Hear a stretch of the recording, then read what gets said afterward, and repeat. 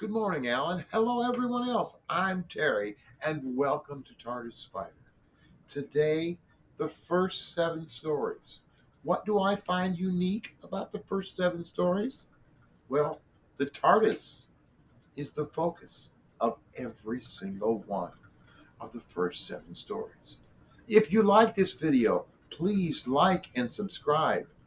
And now, let's look at those first seven stories. While there is no single story arc in season one, there is a subtle storyline, and I seldom hear it mentioned. While the TARDIS is not the center of every story, the TARDIS is the reason for each adventure. From an unearthly child through the Sensorites, things start changing in the Reign of Terror.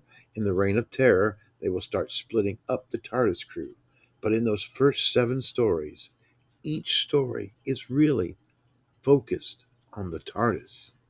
In the first seven stories, it's not just the Doctor that is the reason for everything. Somehow, it's the TARDIS. In An Unearthly Child, when the opening titles for 30 seconds, the only image is of a fog shrouded police box. At the 11-minute mark, Barbara and Ian will discover that police box, then meet a strange, obstinate old man. After bursting into the police box at about the 14-minute 30-second point, television, science fiction, and the lives of millions change forever.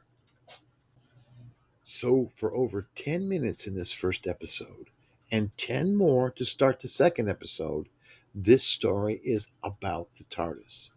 Yes, we meet the Doctor, Barbara, Ian, and Susan, but building the story of these characters is more of a task completed in episodes 2 through 4.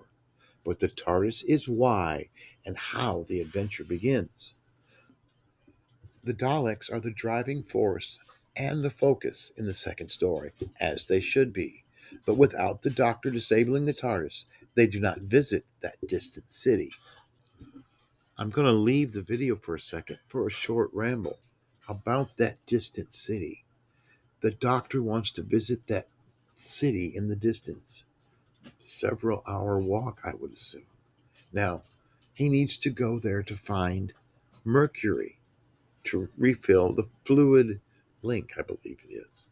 Well, where do you buy Mercury? Does anyone in the audience know? I don't know where you would go to buy Mercury.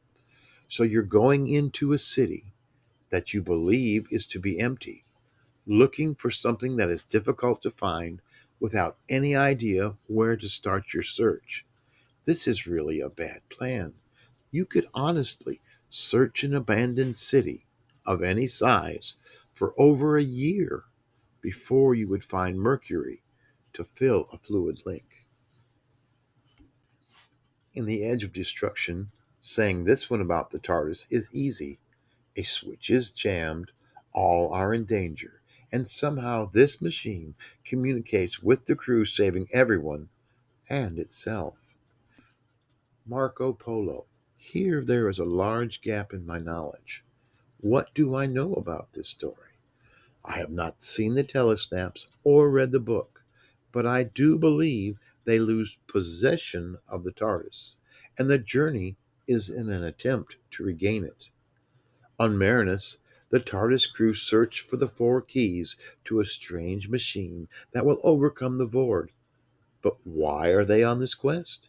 A force field has been placed around the TARDIS, stranding them on a world with acid seas. In the Aztecs, they cannot reach the TARDIS again, but instead of a force field, the TARDIS is entombed in an Aztec pyramid in 15th century Mexico. They will spend 3 episodes fighting to stay alive and trying to find a way into the tomb so that they may escape. From the past to the far future, now orbiting the Sensphere, the TARDIS again is out of reach for the Doctor and crew to leave in, as the locking mechanism has been removed from the ship and taken to the Sensphere. So for seven stories, the TARDIS, or the availability of the TARDIS, has been a major plot thread. But starting with the Reign of Terror, they start using the splitting of the Tardis team to drive the stories. So the first seven stories are all about getting to or getting the TARDIS back. So the TARDIS is the driving storyline in the first seven stories.